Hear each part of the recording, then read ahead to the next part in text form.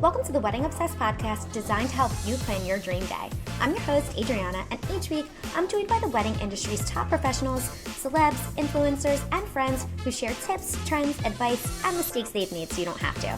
This is the Prenup Podcast. When I first started the podcast about a year ago, and I knew that I wanted to have top professionals in the industry share what they had to say with brides all over to help them plan their weddings. One of my early strategies was just reaching out to the cream of the crop, like the top players in the wedding industry. I'm talking Marcy Blum, Lauren Fair, Panina Tournay, Joy Proctor, people from all different kinds of fields in the industry that were the best at what they do. But mind you, I'm 4 episodes in at this point, so in no realm do I ever expect any of these people to actually get back to me. So one day I'm going through my emails and a message pops up. Hey, sure, I would love to come on your podcast. Let's set up a time. It's from Joy Proctor. So I'm like, is she fucking with me? Did I email the wrong Joy Proctor? This can't be real. So we set up a Zoom recording and we finished the episode and I am like Buddy the Elf on top of the world, spinning around. I'm in love, and I don't care who knows it. I go to Jake and I'm like, this is the best episode of any podcast that's ever been recorded. So I am riding such a high. I edit the episode. I listen to it like 1 billion times and I'm just so proud of it. So now that I have a few more listeners, I thought, what a good idea for people who came in on the podcast at maybe like episode 15, who haven't heard the episode with Joy, to re-release it because it is so valuable. So I go back, I'm watching and listening to myself. I was so nervous. I was tripping over everything I said, but here's the catch. Because Joy is the most gracious human being, she was the most generous guest, and quite possibly the most classy person I've ever come across. The episode is completely valuable, interesting, and fabulous, not because of me, but despite me. And somehow through all my shitty questions, she produced such inspiring responses that have stuck with me to this day. Wedding professionals from all over the world pay thousands upon thousands of dollars to attend her summits just to learn from her. She's garnered clients so elite that when she did Sophie Turner and Joe Jonas's wedding, it was just par for the course. This episode with Joy will completely change the way you think about planning your wedding and styling your wedding. Throughout it, I do ask you to please take pity on me. It was very early on and I had a lot to learn. I still have a lot to learn and I'm 27 episodes in. It's with great honor and pleasure that I present my episode of the Prenup Podcast with the incomparable Joy Proctor. Hello. Hi, Joy. How are you? Great. How are you? I'm good. Thank you so much for joining me. Yeah, you're welcome. You're cute. You're cute. You're more than I just got dressed from here up. same. If you see the bottom, I still have my leggings on, which probably have like a little bit of makeup on them. Yeah, it's not the best look, but it's like, what can I wear to impress Joy? Because I'm just obsessed with you. I don't want to, fan out through the whole thing, but I just want to let you know it's pretty huge for me. Just wanted to start with trends. You are one of the biggest trendsetters in the industry. So I don't know if you're even aware of trends because you're kind of making them, which is pretty awesome. But based on what you're inspired by right now and kind of what you're working on, what could you predict would be the trend for, a 2023, 2024 bride? Good question. Well, thank you for being so kind, by the way. I appreciate that. I don't know. I mean, trends are hard. I definitely can see them happening in the industry. And I won't say that I'm not inspired by things. Like easily I'll see something that maybe I've not done and be inspired by it. But it's hard. Something that I've seen definitely since the pandemic is that everything's more fashion forward. Everything's a little bit less like overdone. It shouldn't look like it has been done too much. Otherwise, it loses that like excitement sort of thing. So if I see anything, I think in terms of trends, I really see people just going for what they want, probably going like more fashion, less like perfect, like I have to have a perfect little wedding. Yeah.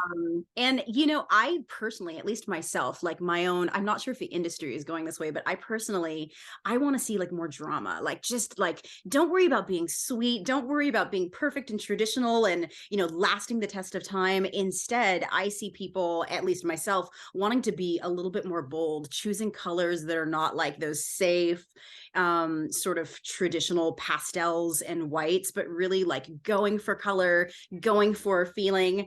I'm sorry, that's my cat. He's going to keep talking during this whole thing. Oh, I didn't even hear him. It's perfect. And he can come with us. I'm sure he has a lot to say too. We have opinions. Like, no. What's his name? No pastels. His name is Haku. Haiku? Haku. Oh, Haku. Haku. oh, Yeah. cutie. Oh.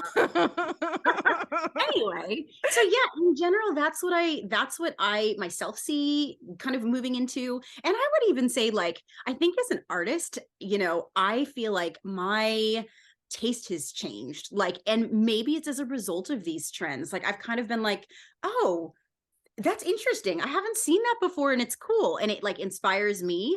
So yeah, I just in general think people are like more free. Like, this is my life. I'm gonna do what I want. Like, it might be a wedding, but why should it not be like my regular life? Why should I not go for it and make it exciting rather than being safe? Totally. Oh my God. That's such a good point. And a lot of what I see looks a lot more editorial in Yeah. the regular bride, but not the fashion magazine, not, a spread. I don't know how much brides care about this kind of stuff. It's more catered toward, getting them excited about planning and giving them valuable information. But the Anne Barge styling, Oh, I didn't even realize that was you until after, I talked to you and, we decided to move forward. But I remember seeing that fashion week and, oh my God, the yeah. riding jacket and the Aw. accessories. I was just like, I can't deal with it. It is so sharp and chic. I just completely died. Thank you. But on that note, a lot of brides kind of just what you were saying, really do want to go a little edgier and take a little bit of a risk. But there's also, maybe Aunt Sue and Grandma who are like, you Yes. have to have some tradition, Yes. this and that. So how can you kind of blend those elements of, having that edge while remaining traditional? Good question. Well, definitely when it comes to fashion, I see people doing it with after party. Like, I can see people who are like, yes, I want to be the perfect princess. Like, I want to be, like that like perfect quintessential like classic bride for Yes. the ceremony, maybe for reception. And as soon as they're able to do something fun, they're like sequins and platforms and bling everywhere. Yes. I think people are feeling so much more comfortable saying, okay, for ceremony, let me be classic and then go wild. I don't know in terms of the rest of design, like not fashion, but like the wedding itself, how people are doing that, kind of like saying, let me appease this part of myself or my family and then let me go wild. It might also be the same sort of thing where they feel like ceremony, keep it traditional, everything else, just like go for it, Yeah. Oh, totally. Peacocks, feathers, all the goodies. I love it. So in terms of style, what comes first? This is kind of like a chicken or the egg question, but do you recommend that a bride kind of says, I have this certain style about me. I definitely want to look a certain way for my day, and I want my venue and my styling to kind of reflect that? Or would you say, you find a place that you fall in love with, and then you kind of tweak your styling to more be in line with that? That's a really good question. Well, I would say if you want to be happy with what you're doing and if you want to feel like it's you and it's your fiance, go for what is you intrinsically. Like, Yeah.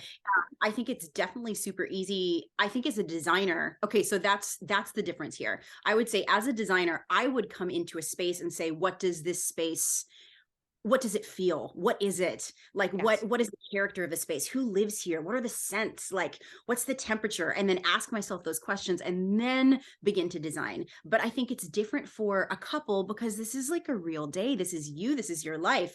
So if you fell in love with a space because it's some extension of you or some part of your story, or something, then that's great. But if there's some sort of, if there's like a disconnect between who you are and that, and you're trying all the time to bridge the gap or to adapt just to that thing, I think you lose part of the magic of who you are, Mhm. and like, Mhm.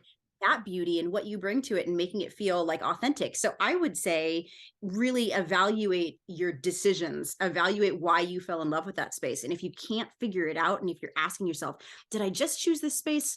And of course, we don't have the luxury, all of us, of choosing spaces just because they're us, right? Sometimes Right. it's like budget or guest count, or Of course. that's where our family is. And so I think if you think carefully from the beginning about why you chose that space, think about what it means to you, what it feels to you. Also think about like, what is that space itself? Like when it's by itself, before I add all these things, what does it feel like?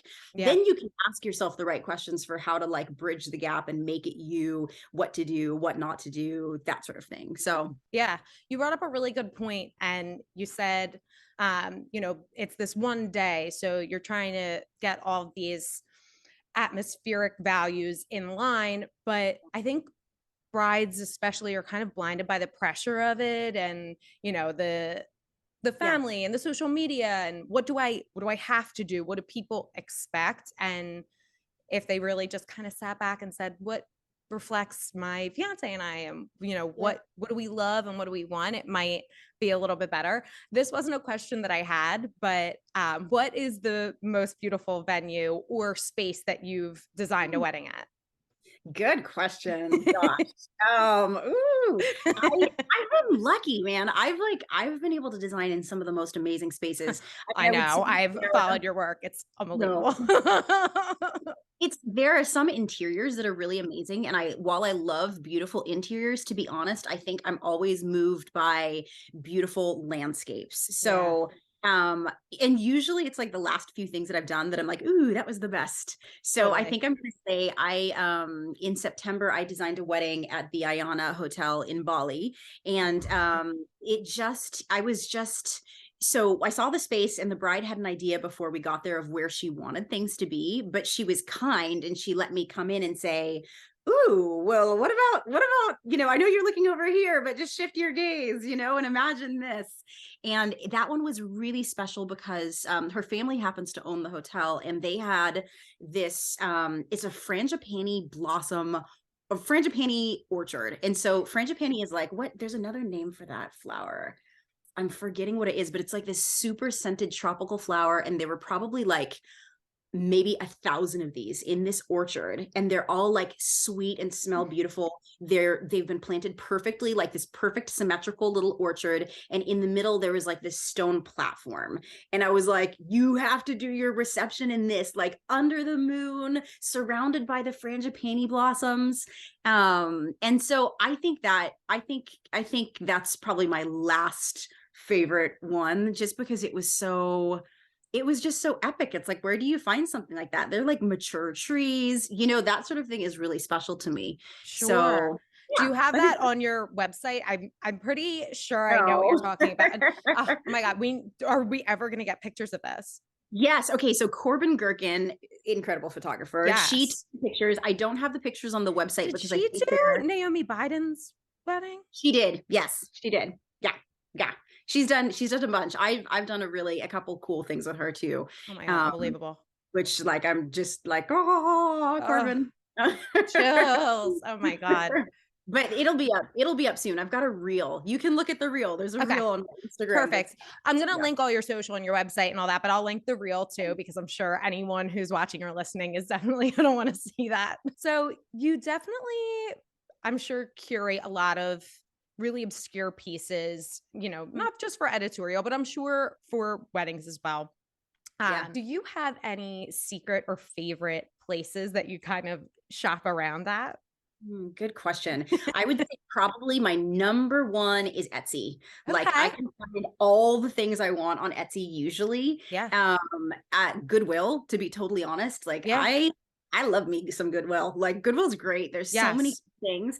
I think the thing is, it's like, as you're working on one project, you have a list of things you need. Mm-hmm. So when you go to Etsy, you're like, I need A, B, and C for this. Yeah. But if you are just, as you're just like in life looking, you might find something you love. And I tend not to control myself. So I just buy one. I love that.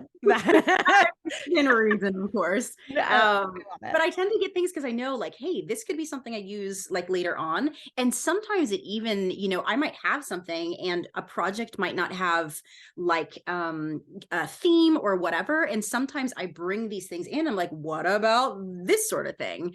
And so it kind of it could be something I have, it could be something I get, but I would say Etsy, Goodwill, any antique store, vintage stores, in general tend to be the places where I find things. And on Etsy, I just like heart everything. I'm like, I love all of these things. And as soon as I have something that needs it, then I go buy those things, It's the danger zone. It really is. And this is a kind of off tangent, but I'm so curious about the way your mind works because, you're obviously an artist and a creative, but when you see something that you're inspired by, how are you logging that? How do you kind of propel that towards something that you're going to design for? That's a good question. Can you even explain that? Or is that just something that's kind of innate in you? Yeah, like I think objects are so interesting. Okay, so I'm just gonna like grab something okay, so I'm gonna like grab I have this like really beautiful, this is an actual picture of my great grandmother. And I don't know if you can tell, but this is like a little, like, I don't know if it was like ceramic or something, like beautiful little like antique frame that my grandma had. Wow. And so I think the way that I think about things is like, let's say I was inspired by this. Yes. I ask myself, like, what are the qualities of this? And that's almost what I was talking about when I said, like, think about the venue and ask yourself, what are the qualities of that? But Yeah. if I find something I'm inspired by, and let's just say this, for instance, Mhm. I would think, so what is it about this? Like, what is this? Like, if this was a person, and Yeah. I'll just totally forget the fact that there is a person in there, but like if the frame itself was a person, Yes. what sort of person would this be? And obviously there's like florals and it's handmade and it's antique. So I would already start to say, this is like somebody who enjoys the outdoors, like likes gardens. And then I ask myself more questions about this. Like, okay, so this is just a frame and I can see it, but if I closed my eyes and I smelled, like, what would this smell like? And part of that answer is like, okay, well, there's like brass maybe on the back. There are flowers, so that's kind of obvious. The flowers aren't like super saturated. There's like orange and white and red. And so I would ask myself, like, what sorts of scents do I get there? And maybe I would say, maybe citrus because of the orange. And, I start to ask myself more questions about the quality of the object. Yeah. And that tells me something else. And in some way, almost the way that you see like a thought bubble, I would say this is the first thought bubble. And then I'm like, what else lives in this world? Wow. And that helps me understand like what else would go with this sort of thing. So I'm sure you know this, but that's not normal. That's incredible. That's very, very cool process. Do you write? I do. I love to write. I love to. I don't do it all the time, but sometimes I do voiceovers, and that's like my favorite work because I do the voiceover on top of work that I've done, and it just like puts. What have you done voiceover for? You have a great voice. It's not very much. I do voiceover for certain projects, like if it's like a campaign where, whatever, if it's a collaboration I've done just to kind of explain the thing. Not a ton, but I love to do it. That is so cool. That's really Thanks. neat. Bringing the object to life. That's a good segue into my next question. So, building an atmosphere is really kind of what wedding styling is about, right? So for a bride that's maybe on a budget, how can she kind of bring in, or hey, those elements of a really memorable, beautiful atmosphere? I know one thing for me, and tell me if I'm wrong or right, but you kind of touched on it earlier. Scent is so huge.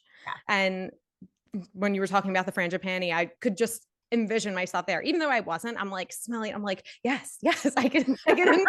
I'm here. But how can someone who does have, a little bit of a lower budget kind of create that really magical experience? Yeah, good question. Well, I just want to say, first of all, I don't think budget has anything to do with beauty, with experience, with anything. I mean, I will be totally honest with you. I would not spend. This is my house. This is where all my money goes. If I was going to do a wedding, it would be tiny, and then I would put all the rest of the money in the house.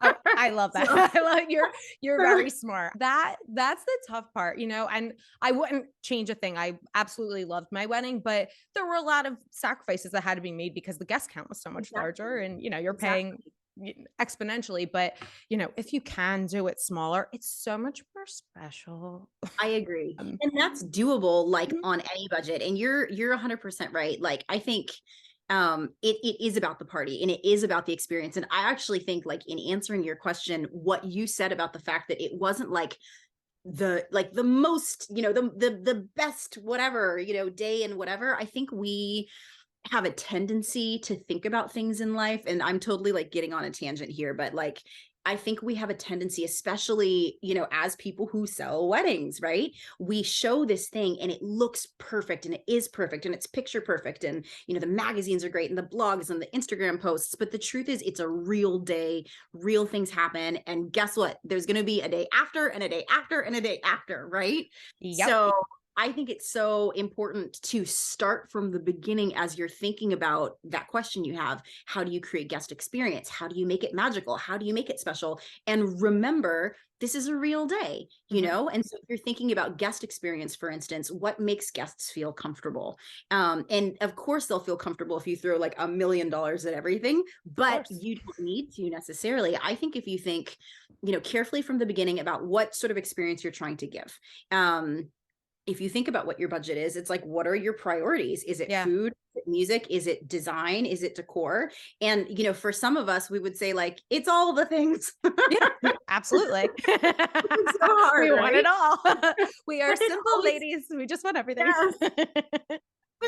There's always a way, there's always a solution, there's always like something where you can modify. So if food is what you really want to spend a bunch on, but you really care about design, maybe you modify the way in which you do the food, or the type of like reception that you have. And I know people don't like to think about like only doing a cocktail reception and not doing a full dinner, but of course, like if you've got like an amazing chef and you can do that sort of thing, maybe that's what you do. Yes. Or when it comes to design, I always think there's a way to make it lovely and create that sort of atmosphere you're talking about. And I think one of the biggest, I guess I just think budget, and it's like, what are people spending the most on in terms of design? And number one, it's going to be like rentals, and you can get like the $10 chair, you can get like the $50 chair. It's more comfortable. And I always think about, what do people see and use the most? And so I would always go there and say, okay, what's your priority? And then within that thing, what's the thing that's going to be used and seen the most? And how does that impact the guest experience? Like, is it comfort because they're like able to be so comfortable in the chair that they're just like really enjoying this conversation with somebody? Yes. Is it like the types of drinks you have and that they're so interactive and that the bar is so interactive that people are just like, vibing and like, they're feeling really awesome. I think there's a lot of, without like saying there's one answer, I think you have to really think through everything and realize you have the choice with everything, to be thoughtful. And I think also if we remember what inspires us, like in our real lives, like if we went to a restaurant, that we love and the atmosphere is just so vibey, like what did they do there? And they probably spend like $300 on each table centerpiece, but it had like low lights and good music and a couple little candles and like good seating, quality glassware and silverware. And so if you ask yourself those questions, you can kind of get to a place where you kind of realize, hey, maybe all the things I expect I'm supposed to do aren't necessary to get to this end result, which is romance, comfort, beauty, whatever. Yes, totally. And you touched on, guests' comfort. So this is a good segue into my next question. So this week I posted a TikTok that was like, did fairly well. It wasn't the most, viewed thing ever, but it's still going in an argument. And this was like 4 days ago. I think there's like 500 comments of people arguing with each other about this. So I have to ask you, because I'm so interested. I essentially said, I don't understand why people have such an issue with a color specific dress code. One of my friends was invited to a black tie neutral wedding, and she was really pissed off because she wanted to wear a pink dress and was like, well, it's black tie neutral. You know, that's kind of the traditional, that's the standard, and where you could go black tie festive, but it's not about you within reason. I think it's okay to ask Yes. for that. Yes. And people are livid. They do not like that answer. They were so mad. Interesting. Yes. So what do you think about that from a guest perspective or from a bride and groom's perspective of requesting a color specific dress code or requesting really anything of the guest? To be totally honest with you, I'm like maybe the wrong person to ask this question to, because I feel like, first of all, a wedding is basically 6 hours. Yeah. It's like maybe you show up at 4, maybe it's over at 10, maybe it's a little later. Like it's basically that much time. They eat one meal, they're there for a little while. Why shouldn't they just wear what the couple's asking? Like I Yes. understand that like a tux can be expensive. So if it's black tie and like your guests, and that's going to be cost prohibitive to some people, Sure. okay, that's a but if it's just a color scheme, like that's fun. Like I don't want to be invited to events where they tell me what to wear, because it's like, ooh, that's exciting, right? So Totally. I just feel like, I mean, again, going back to the time thing, it's the same thing about menu. I would answer in the same way. When couples are like, well, gosh, I'm vegan, but I'm worried because people are going to need to eat meat. I'm like, they need to eat meat for one meal of one day. There's 3 Yeah. meals in a day. It's one Yeah. day. Give them vegan food. They're going to be fine. Totally. It's a bigger issue to maybe not have, any vegan option for a guest Yes. that you know what I mean? But I agree with you 100%.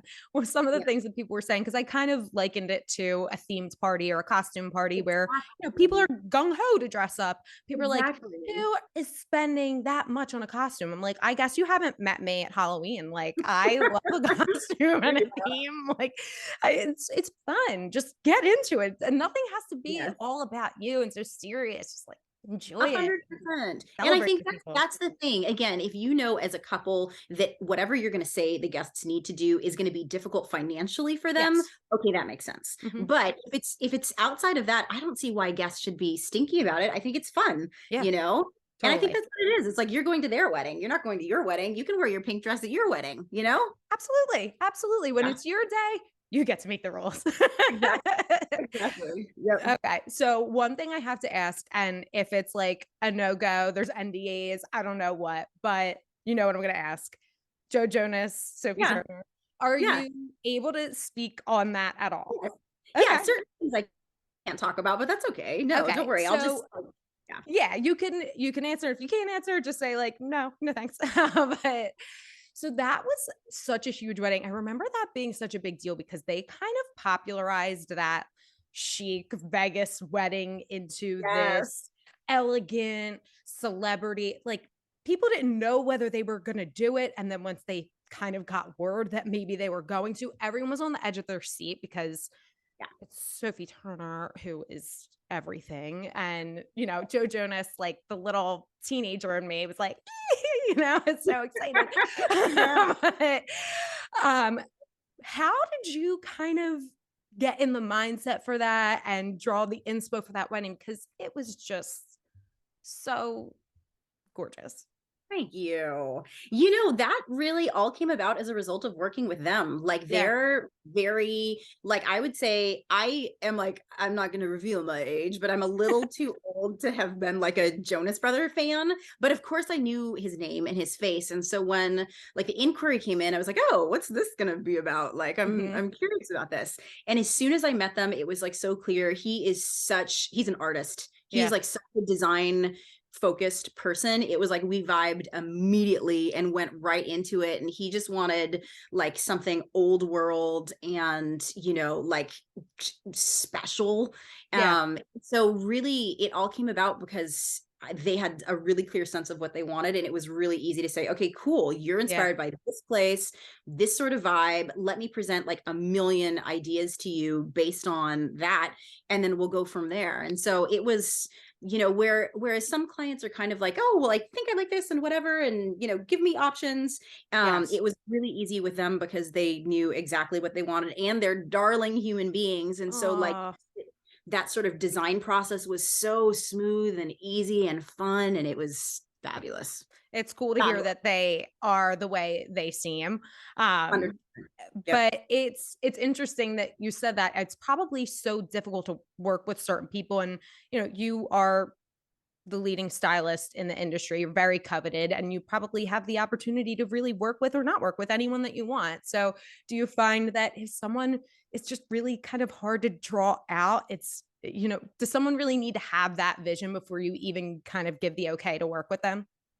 No, not necessarily. They don't Okay. need to know. I think it's most important that they know they want something, right? Yeah. And if they know they like something, it's a little bit more difficult when people don't have any idea what they like about anything. And it doesn't have to be wedding or event related. Like if Yeah. they like, I don't know, do I like modern? Do I not like modern? Do I like sparkles? Do I not like sparkles? And then they keep changing their mind about whether they do or they don't. That's difficult. Yes. But I have lots of people who are kind of like, gosh, I think all the things are beautiful. And so it's my job to kind of extrapolate and say, okay, cool. You're inspired by all these things. And it could be they're like, I love coffee. And I'm like, okay, cool. What's the coffee you like?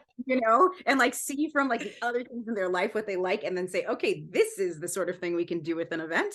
So no, they don't have to have it all figured out. I frankly like to make suggestions to people. So the more they have figured out, like the less room it leaves for me. It's nice where like Sophie and Joe, they have like an idea of the vibe and the place. And then I fill in the blanks and I start to like paint that picture with all, those sorts of things. So Yes. Oh, that's incredible. And just on the topic of them, you said you were maybe aged out of the program of the Jonas Brothers.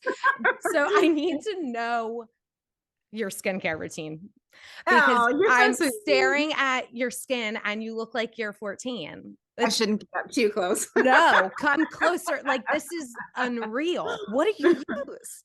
Okay, well, first of all, I go to hot yoga. So I sweat a shit ton. Am I allowed to say shit ton? Absolutely. Shit. So that I feel like that's like the best thing that anybody could do for their skin is just like get all this stuff out. Oh my God. I'm going to the sauna right now.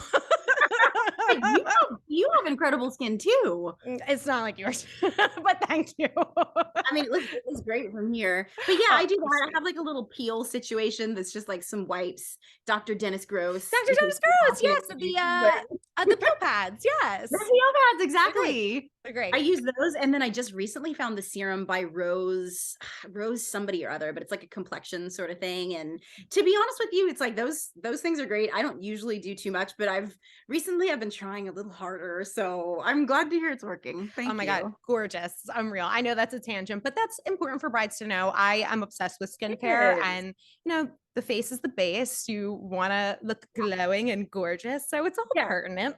Amen, girl. Amen. So another question I have, and this is kind of broad spectrum, but what is one thing that you just kind of wish brides or even couples knew when they were planning their wedding? If you could just impart one piece of wisdom to them. I think that's like going back to what you talked about the fact that this is an important day. It's a party, but there's going to be other days. Mhm. I think that probably it's letting go of the expectation, realizing this is a day and things will go right. And of course, a couple things will happen that you don't expect. And really it's all about being present. And so like, as you make your plans, asking yourself, what do I need to do so I can be present? Because like I said, if it's 6 hours, maybe you're lucky and it's 8 hours of your day where you're like actually doing the things. It's your memories and your experience with people. So I would say that's probably the biggest to me. And funny enough, as somebody who designs and, works on all of these tiny little details, I actually think the couple doesn't get to see all those little details and experience those details as much as guests do. And so where the couple sometimes has all of this stress about, all of this stuff, definitely for guest experience, think about it. But remember, it really will be like the overall experience, the overall everything, and that actually the little details maybe I am not the person who's saying this. I know, maybe either. Don't matter. they matter. It all matters, but it's more about like your feeling toward it. You can't be this sourpuss and miserable and like everything has to be perfect. It could be perfect. 100%. And if you're gonna be a miserable biatch or ass, you know, it's Yeah. not going to be a good day. It's really just Yeah. not. Most Yeah. And beautiful also brides are happy brides. stressed, if it stresses you out, if you end up spending too much, if you whatever, it's like there are other things that are more important. I mean, I think in general, I think I shouldn't say my couples, but I think couples spend so much less time thinking about the ceremony than they do everything else. And Totally. that's what we're there for. Like that's what it's Totally. all about. I would love to see ceremonies be more emotional and longer and more important, you know. Yeah. I think it'd be really special. Yeah. So People hate ceremonies. yeah. I'm biased I'll speak on myself, you know, but I'm Catholic. So it was Yeah. important to my parents that, you know, we have a Catholic ceremony and we got married in a cathedral in Philadelphia. It was gorgeous. But I Mm. really I didn't have to do a lot because it is so beautiful, but I really didn't think about the ceremony at all. My aunt sings in the choir. She picked the music. Oh, That that's was special sweet. that she sang. Yeah. But I have to tell you, shout out to Father Gill, who was the worst. I mean, it Oh. was just so impersonal. And my husband and I were looking at each other during the ceremony. We were like laughing. We're like, when is this going to be over? This is so, you know, Oh, so it's true. Like, that is why you're there. And yeah. my ceremony was like the worst part of the Oh wedding. no, I'm I sorry to hear know. that. It's sad. I mean, it's all relative. Like, the important thing is we're married and we had a great Yeah, day. And, you know, that's all that really matters. But you're right. Like, it should be a more emphasis on the ceremony. And if you think people are yes, going to be, you know, quote unquote, bored with it, you don't have to do a normal ceremony. Make it exactly. special. Exactly. What's Yes. something really cool you've seen in ceremony? Hmm. Hmm. I want to say a lot of things that I've dreamed of that have never happened. Can you share it, or are you like, no, I'm saving that for a client? No, I mean, just like, I don't know. I mean, this is a really simple thing, but I would love to see more like nighttime ceremonies. I want like a Ooh. shitload of candles and like like an orchestra and, you know, like just that, like, that's what I dream about for ceremony. Like when I think about romance, you know, I think we lose the romance in the ceremony, and the romance is why we're there. Like we fell in love. I Totally. want that to be part of that. So like I want music throughout the whole ceremony, like even if it's quiet, because I want to be like feeling Yes. like that, you know? So I would just say like that sort of thing. Like people, I think Yes. logistically it makes sense to do it during the day, of course, like when there's more light or whatever, but I would love to see just a little more thought and more romance put into it, so you bring yourselves back into that space when you have that, you make that union, right? Like Yeah. remember what like started that, like the flame that ignited that, and bring that romance into it, you know? It's so simple, but you're right. It's such a good idea. And I've never seen it. And any bride who even says, like, oh, we want to do like, you know, we want to go into 12 or 1, like, we're going to do, you know, a 6 o'clock Yeah, ceremony. I'm like, oh, you can't. Like, the sun's going to go down. Like, so. exactly. Your life, your pictures are going to be awful. Are we, well, vampires need the sun to go down, but like, what are we that we can't like be outside? Yes, We can do that. There's yes. light, there's candles, there's artificial light. Oh my God, that's such a good idea. So I have 3 kind of like fun questions, but just on a Yeah. personal level, I need to know, because I am such a huge fan of a lot of the brands that you've worked with, Dolce Vita and obviously Ambarge I mentioned, but Thank I didn't you. realize that you created a line with Bella Bell. I thought that you just did styling with that. What was Yeah. that like? Yeah, that was really exciting. I think so I started, actually that's how I started with them. Funny enough.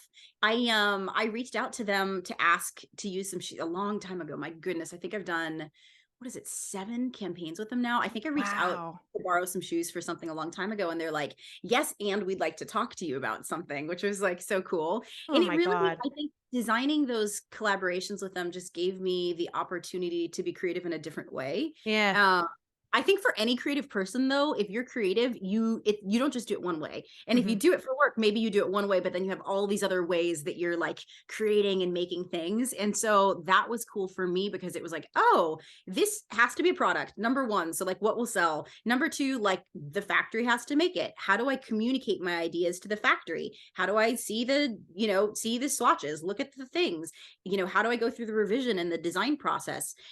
All of those sorts of things were really, really really cool. And so, yeah, so I love product and I love shoes, but I Yes. love designing and collaborating on product. It's been really cool. Yeah, because that is, I mean, when you think of wedding shoes, I think like obviously Bella Bell, Jimmy Choo, and Badgley Mischka are like the three that come to mind. That is, I mean, it's huge that you did that. You must be so proud of all of the work that you did. Just, I know, I'm sorry, I'm like being embarrassing, but No, you're fine. You're sweet. And I am. And you know what? I think it's like it's important in life to celebrate that and remember that, because I think a lot of us, like, we have goals. And dude, I like thinking that I've designed like how many shoes? That's like, there's no way thinking like 10 years ago I would think that I designed shoes.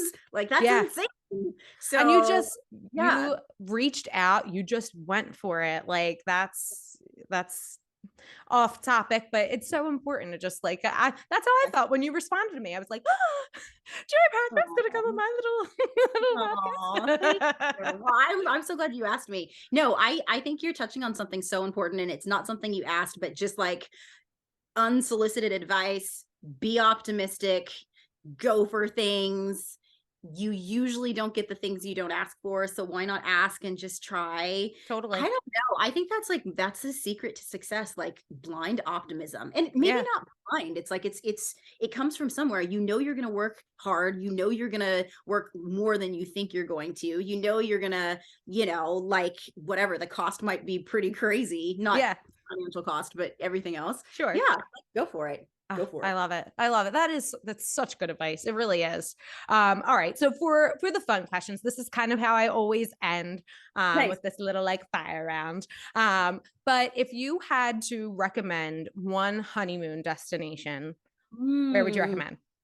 Africa. Don't even, like, no question. But then I have to be specific. Okay. Yes, Africa. please get I would specific. say South Africa. Okay. So South Africa, because it's so big, it is so diverse. You can do safari, you can do beautiful tropical beaches, you can do wine country, you can do city life if you want to, you can do rural areas. South Africa. Do you have any specific destinations, like any cities or resorts or any kind of thing that you would recommend? I would say you can fly into Johannesburg or to Cape Town. In Cape Town, I would go to Stellenbosch wine country for that. In Cape Town, there are so many places you can go and so many things you can see easily. If you stay anywhere in Cape Town, you can drive around to any one of these places during the day. There are penguins on the beach in Cape Town. It's cool. Stop it. Yes, oh my God. it's like warm water. It's not like Antarctica. It's so cool. What? So cool. Oh my God. Okay. Now I'm like, we're going to, hopefully we keep pushing the trip back because of different things, but we're supposed to be going to Italy in September now, but I'm like, maybe we go to Cape Town. You should, because actually, like, if you buy the ticket and do it, like if you just do a stopover versus doing another thing, it is so affordable. Go to Cape Town. There's a place called Babylonstoren, and it's like this incredible garden in this incredible area. There's this hotel called the Mount Nelson Hotel, which is like pink. It's literally all pink and gorgeous. And My dream. There's so many. You have to look up Cape Town. You're gonna just go. God, it's amazing. Oh my God. Okay. I'm so excited. Okay. Next question. Your dream cake flavor, what would it be? Ooh, I like this question. I don't get to eat the cake a lot, so I love this question. Yeah. I'm a lemon person. I would say like lemon cake, some sort of rose flavor, because I like rose. I love pistachio and rose together. And I don't know if all these things make sense, but you said dream. So yes. Lemon, do a rose. Couple tiers, maybe like a lemon raspberry and then a pistachio rose. I like that. I also really like cream cheese. So maybe some cream cheese frosting or something. Oh my gosh. Yeah, I think some combination of those things together would just be so good. That sounds so good. Oh yeah, rose. I always forget about that. Such a good one. Okay. And then third one is, what song do you need to hear at a wedding? Whether it gets you up dancing or it's just like really romantic and gives you the feels. Oh, good. Cool. That's a good question. That is a hard question to answer. I'm like, do I go like fun where everybody's gonna shake their booties, or you can do I pick go more like than one? Okay, well, I really like the song Electric Feel by MGMT. Love that song. So that's like a good, like, But then all Good. of those like 80s, 90s songs like really get people going. I would say some like Whitney Houston, like I Want to Dance with Somebody, definitely good. Totally. Um, I'm trying to think of like a slow song. Oh, you know what? I had a bride walk out to a song by Bon Iver a long time ago, and I was just like, this is the most beautiful ceremony song. Oh, So I would say, I think it was like For Emma. It was like For Emma by Bon Iver, and it was just like, oh, and it was like outside, and there were like these mountains in the backdrop, and everybody was crying. oh my So maybe something like that. I am such a sap. I have chills like all over my thighs. That is so beautiful. Oh my Yeah. God. Well, Joy, this was so fun. And I just wish I could keep you all day and talk to you Oh, forever. And I just thank so you. appreciate you doing this. This is wonderful. No, I'm so glad to do that. This is fun. I was just realizing as I was like, ooh, how do I get cute from here up? I was like, oh, I haven't done this like maybe for a year or something. Like after the Really? pandemic like slowed down, I've been doing things in real life. So I'm like, ooh, am I gonna be good in my laptop on my thing? But I I'm know. so glad to be able to do it. Oh. Well, Joy, thank you again. And I hope to connect soon. Yeah, that sounds good. I can't wait to hear all the things. Yes. Bye, Joy. Take care. Bye. Thank you so much for listening to the episode today. Please like, review, rate, subscribe, follow, whatever the things are. It's really, really helpful. If you do support us, there's something in it for you too. You'll have the opportunity to win a free prenup bridal prep planner. We give one away every month. I have the directions on how to do that below, so make sure you check that out. Thank you again for listening. Happy planning. See you next Wednesday.